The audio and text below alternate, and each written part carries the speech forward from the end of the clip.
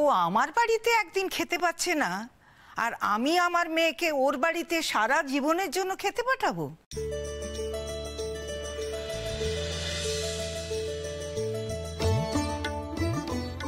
তা তো হতে পারে না।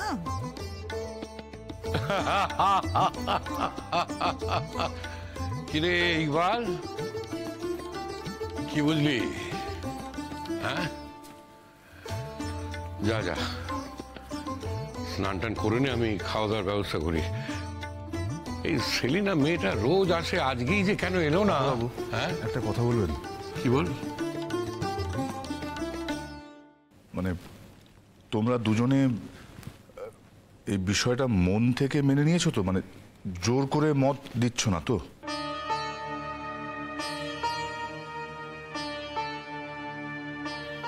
সত্যি কথা বলতে কি, আমার তো কোনোদিনই অমত ছিল না। বৌদি, গুরুজন,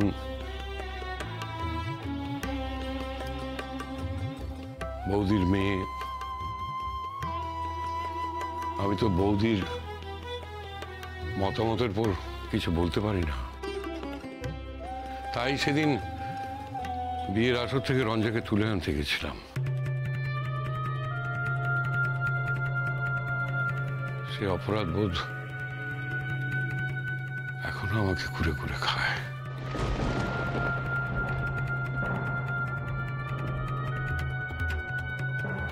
দেখ ইকবাল, বয়স হচ্ছে তো, কবে আছি কবে নেই, তাই সারা জীবন ধরে যা যা ভুল করেছি সেগুলো শুধরে নিতে ইচ্ছা হয়, বুঝলি?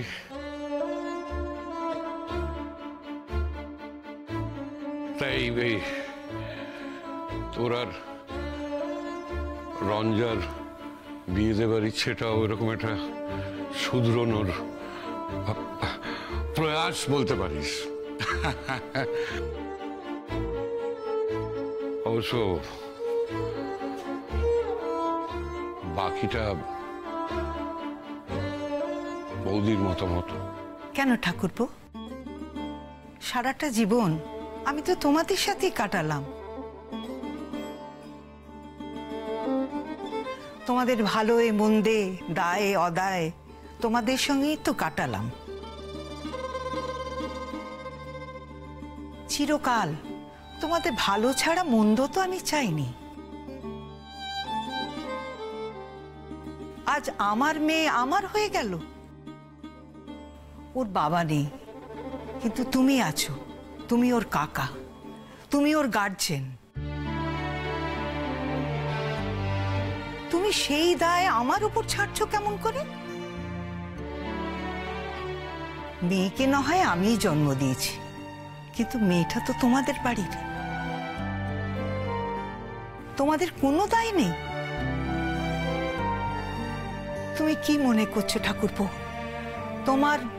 তোমার বৌদি আজও অমনি আছে যে তুমি একটা কথা বললে তোমার কথাকে আমি অসম্মান করব? দেখো বৌদি, মনটা ঠিক করে ভালো করে ভেবে চিনতে যা বলার বলো।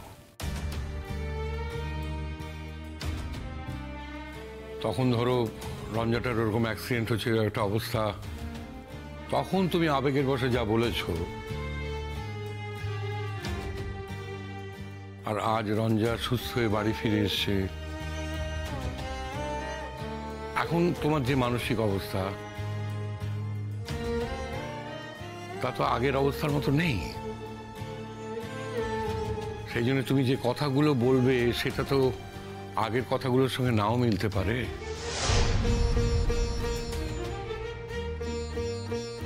আমার মেয়ের জন্য এরকম উপযুক্ত পাত্র আমি আর কোথায় পেতাম বলো তো ঠাকুরপো? এতগুলো বছর ধরে যে আমার মেয়েকে মনে রেখে দিয়েছে। আমার মেয়ে যেমন ভালোবাসে যেমন বাড়ির স্বপ্ন দেখে ঠিক তেমনি তেমনি বাড়ি বানিয়ে দিয়েছে।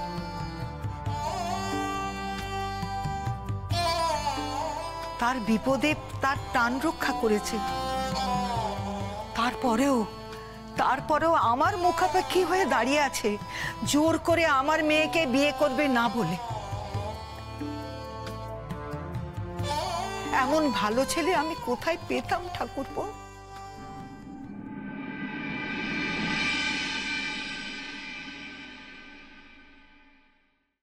এ কি, এত ভেঙে পড়ো না, একটু ধৈর্য রাখো, ওকে তো বাড়ি ফিরতে হবে নাকি? আমি আর ধৈর্য রাখতে পারছি না আন্টি, আমার পক্ষে আর ধৈর্য রাখা পসিবলই হচ্ছে না। আর কত বলতে পারো, আর কতটা সম্ভব আমার পক্ষে? আমি যখন ভাবলাম যে হ্যাঁ এবার সবটা শেষ হয়ে গেছে, এবার আমার আর যশের নতুন করে জীবনে পথ চলা শুরু হলো, ঠিক যখন ভাবলাম তখনই এরকম আরেকটা ঘটনা ঘটতে হলো। এই তুমি দাঁড়াও তো রোহিণী, এই বিয়েটার জন্য ওখানে গেছে তো, বিয়েটা হয়ে গেলে তোকে আবার এখানেই ফিরে আসতে হবে। তখন দেখবো যশের কত বড় ক্ষমতা, ও কি করে তোমাকে অস্বীকার করে, আমাদের বাড়ির বউকে অস্বীকার করে বাইরের একটা মেয়েকে মাথায় তুলে নাচে। অদ্ভুত। আমার কি নেই একটু বলতে পারো? আমার মধ্যে কি মিসিং সত্যি করে বলো? আমি কি লেখাপড়া জানি না? আমার দেখতে এতই খারাপ, আমি তোমাদের সঙ্গে কি মানিয়ে চলতে পারছি না? আমি কি ল্যাক করছি বলতে পারো আন্টি? আমার কি মিসিং তুমি বলে দাও না আমাকে। আমি তো চেষ্টা করি তোমাদের সকলের সঙ্গে মানিয়ে থাকার। শাবনামের কি এমন আছে যেটা আমার নেই, যে কারণে পাগলের মতো যশ আমাকে ফেলে রেখেও শাবনামের দিকে ছুটছে? ছলা কলা বোঝো তো, ওসব একটু করো না। তুমি একটা কাজ করো, তুমি বলো তুমি ভয়ঙ্কর অসুস্থ, আমি ফোন করে ওকে ডেকে পাঠাচ্ছি। তুমি কি বলছো আন্টি? ও তো একজন ডাক্তার, ও বুঝতে পারবে না আমাকে দেখে যে আমার কিছু হয়নি? আমি না আর পেরে উঠছি না, মেয়েদের কত রকম অসুখ হয়, কত রকম, ওপর দেখে সব বোঝা যায়, মুশকিল। তোমাকে এত ট্রেনিং দিচ্ছি, তুমি কিছুতেই কিছু শিখছো না। একটু চালাক চতুর হও। তুমি যশের সাথে গেলে না কেন? তুমি সামনাসামনি থাকতে, চোখের আড়াল হতো না ওরা? রোহিণী, আমার কিন্তু মনে হয় এখন এই বিয়ে উপলক্ষে তোমার ওখানেই যাওয়া উচিত। আমি যাব? আমি ওই গন্ডগ্রামে যাব? তুমি কি বলছো? হ্যাঁ, এই গন্ডগ্রামে আমার তো মনে হচ্ছে ভয়ঙ্কর একটা ঝামেলার চান্স আছে। সেই ফাঁকে তুমি আমার ছেলেটাকে নিয়ে চলে আসবে, আর ওই মেয়েকে ওই গন্ডগ্রামেই রেখে আসবে। ফুলকাকি যা বলছেন একদম ঠিক কথাই বলছেন, তুমি সেটাই করো রোহিণী, এতে কিন্তু ভালোই হবে তোমার। আমি একা? আন্টি, আমি একা যাব ওই গ্রামে? ওরে বাবা রে, একা কেন? গাড়ি ড্রাইভার দিয়ে পাঠাচ্ছি তো। তুমি যাবে, যশকে নিয়ে আসবে, আর একটা গাড়ি পেছনে খালি আসবে। একার কি হলো এর মধ্যে? তুমি যাবে আমার সাথে? কে? আমি? বাবারে, দেখো আমি মাথা গরম মানুষ, কি বলতে কি বলে ফেলবো, বিয়েটাই বানচাল হয়ে যাবে। তোমার যাওয়াটাই ঠিক, আর একটু সাবমিসিভ হও না, দরকার হলে ওর পায়ে মাথা খুঁড়বে। সত্যি বলছি, বলবে আমার এত দুশ্চিন্তা হচ্ছিল, আমি থাকতেই পারছিলাম না, তাই চলে এলাম। ও তোমায় কিছু বলতেও পারবে না, আর বার করতে তো পারবেই না। কি ব্যাপার রোহিণী, তুমি আর মা যে গেলে ভাইকে সঙ্গে করে নিয়ে আসতে পারলে না? তুমি তো খুশি হয়েছো। তুমি না বড় অদ্ভুত মানুষ, জানো তো? সত্যি বলছি জুন্দি, তুমি বড়ই অদ্ভুত। তুমি শুনছো যে তোমার ভাই একটা সর্বনাশের মধ্যে পড়তে চলেছে, কোথায় ভাইয়ের প্রতি একটু কনসার্ন দেখাবে তা না দেখিয়ে তুমি আমাকে টিজ করে চলেছো। আমি তোমাকে টিজ করছি না রোহিণী, তুমি একটা চ্যালেঞ্জের কথা বলছিলে না, তাই জন্য মনে হলো। চ্যালেঞ্জ দিয়ে সবসময় বোধহয় সবকিছু হয় না, বলো রোহিণী? আর স্বামী স্ত্রীর মধ্যে মনে হয় চ্যালেঞ্জ শব্দটা সব থেকে আগে বাদ দিয়ে দিতে হয়। তুমি তো বিয়েই করোনি, তুমি যে ব্যাপারগুলো বুঝবে না সেটা আমারই বোঝা উচিত ছিল। I can't expect this from you.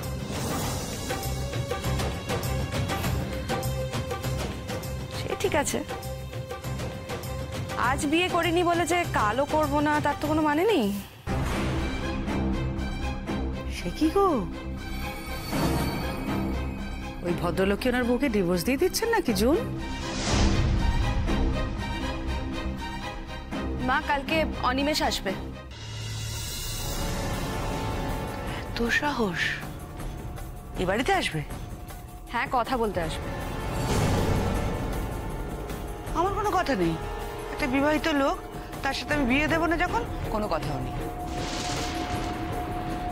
ঠিক আছে, আমি তাহলে সে কথাই বলে দেবো।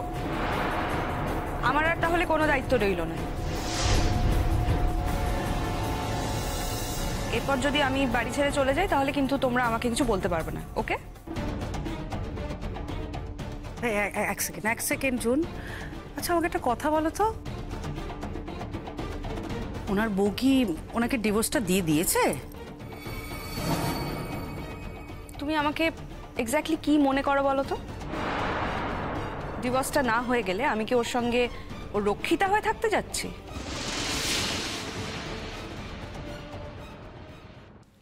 রঞ্জা, রঞ্জা রে, তুই তুই অনেক কপাল করে এরকম ইকবালের মতো একটা ছেলেকে পেয়েছিস মা।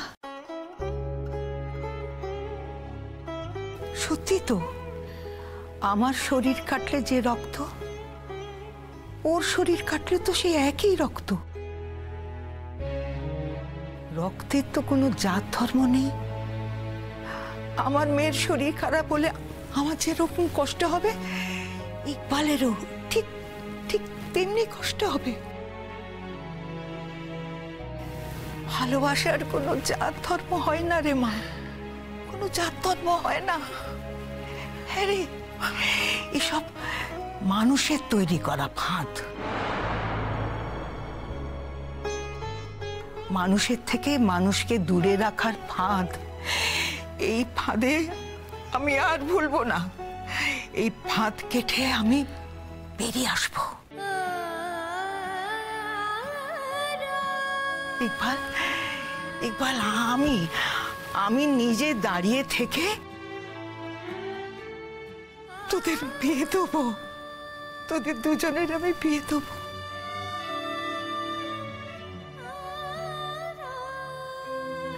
মা,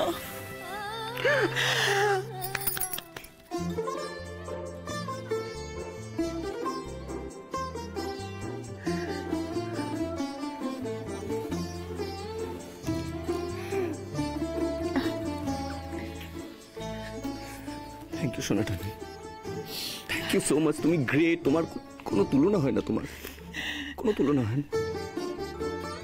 তবে সবই ঠিক আছে, কিন্তু আমার মন বলছে জানো তো, এই বিয়েতে ঝামেলা হবে।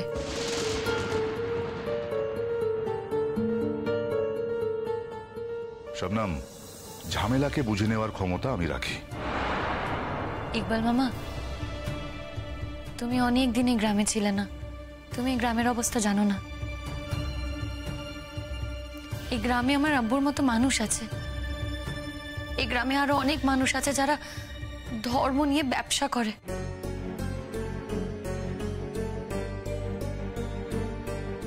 আমার মন বলছে জানো তো, এই বিয়ে তোরা কিছু না কিছু অশান্তি করবেই। আর অশান্তি যে করবে না তার তো কোনো গ্যারেন্টি আমরা দিতে পারছি না। তবে যদি অশান্তি করে, আমরা আছি। বাবা, তার ডিভোর্সটা হলো কখন? কিছুই তো জানতে পারলাম না। সব কথা যে তোমাদের জানতে হবে তার তো কোনো মানে নেই।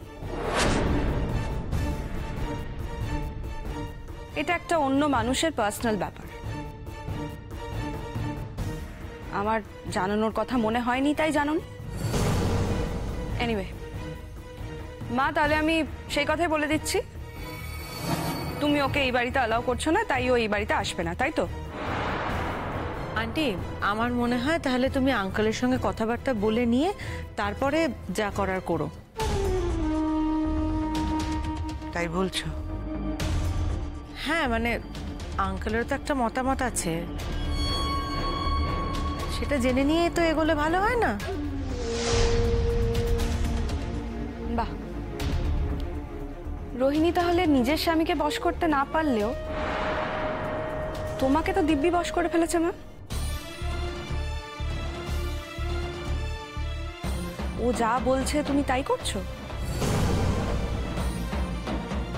যাক, সেই কথাই রইলো, তাহলে আমাকে জানিয়ে দিও। তোমরা যেটা জানাবে আমি সেই অনুযায়ী ওকে জানিয়ে দেবো, কোনো টাইম বললে সেই টাইমটাও জানিয়ে দেবো। আর মা, আমার কিন্তু কোনো মাথা ব্যথা নেই। অনিমেষ আমাকে বলেছিল জানানোর কথা, ও বলেছিল ও কথা বলতে আসতে চায়, তাই আমি কথাটা জানালাম। আমার এটা দায়িত্বের মধ্যে পড়ে, তাই আমি সেটা করলাম। তোমরা যদি না বলে দাও, তুমি যদি না বলে দাও, তাহলে আমি সেই কথাটাই ওকে বলে দেবো। I don't have a problem. তো রাগ করছো কেন জুন? সত্যি যদি অনিমেষ তোমাকে বিয়ে করে, এখনো কি তাহলে এই সত্যি যদি এই প্রশ্নটা আছে? কেন, তোমাদের তো মনে হয়েছিল যে ও আমাকে নিয়ে ফুর্তি করছে। কোনোদিনই আমাকে নাকি বিয়ে করবে না, মনে হয়নি? জুন, তুমি একটা মেয়ের সংসার ভেঙে দিলে, এটা ভালো করলে? মা, একটা কাপল সুখী নয়। একজন স্বামী স্ত্রী তারা নিজেরা নিজেদের নিয়ে খুশি নয়, তাদের মধ্যে ম্যাচ হয় না। ঘটনাচক্রে আমার সঙ্গে অনিমেষের ম্যাচ হয়। আমি ওর সঙ্গে থাকতে রাজি আছি, ও আমার সঙ্গে থাকতে রাজি আছি, তাই কারোর ঘর সংসার ভাঙার তো কোনো ব্যাপার এখানে নেই। আর মা, তুমি যে অনেকভাবে অনেক মানুষের জীবন ভেঙে দিচ্ছ,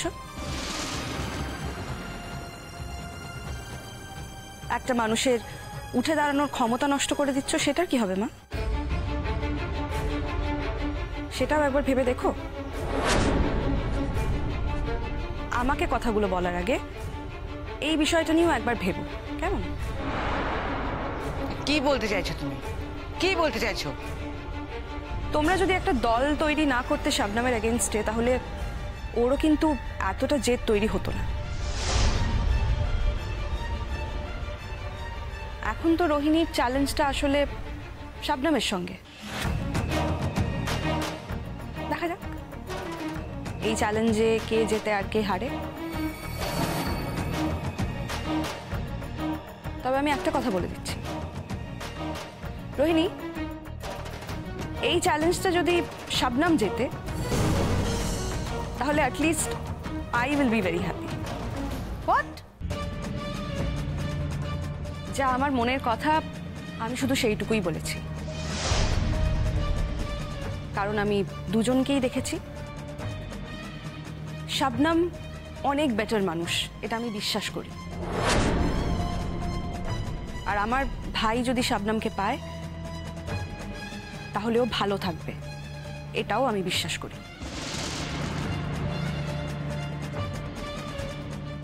তুই কি করছিস?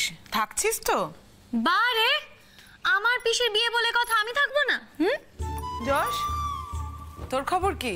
তুই কি করবি? থাকবি না চলে যাবি? আমার রঞ্জা পিসিকে একেবারে ওই 7 মহলায় তুলে দিয়ে তারপর আমার ছুটি, তারপর আমি বাড়ি যাব।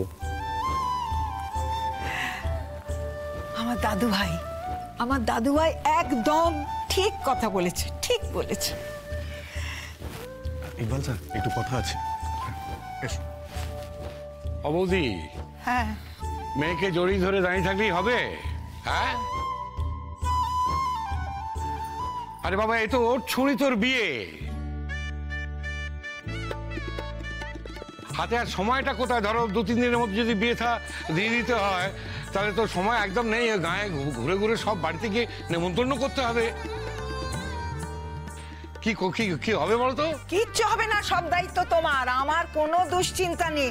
আরে বাবা, তুমি হচ্ছ কাকা, তোমার ভাইজির বিয়ে, তোমার দায়িত্ব নিতে হবে না। যাও, প্যান্ডেল বাঁধতে বলে দাও, একেবারে ঘর শুদ্ধ নেমন্তন্ন করতে হবে। তবে সোনা ঠাম্মি, সবাই কিন্তু আনন্দ করে খেতে নাও আসতে পারে। কি বলছিস কি? আরে বাবা, এই বিয়ের জন্য যদি আমার প্রাণটা চলে যায়, এই বুড়ির প্রাণ চলে যায়, তার কার কোনো ক্ষতি হবে না বাপু। এসব তুমি কি বলছো বলো তো সোনা ঠাম্মি? আমার মেয়ের বিয়ে যদি ভাঙতে আসে না, তাহলে আমার প্রাণ দিয়ে সেই বিয়ে আমি ভাঙতে দেব না। এ বিয়ে হবেই।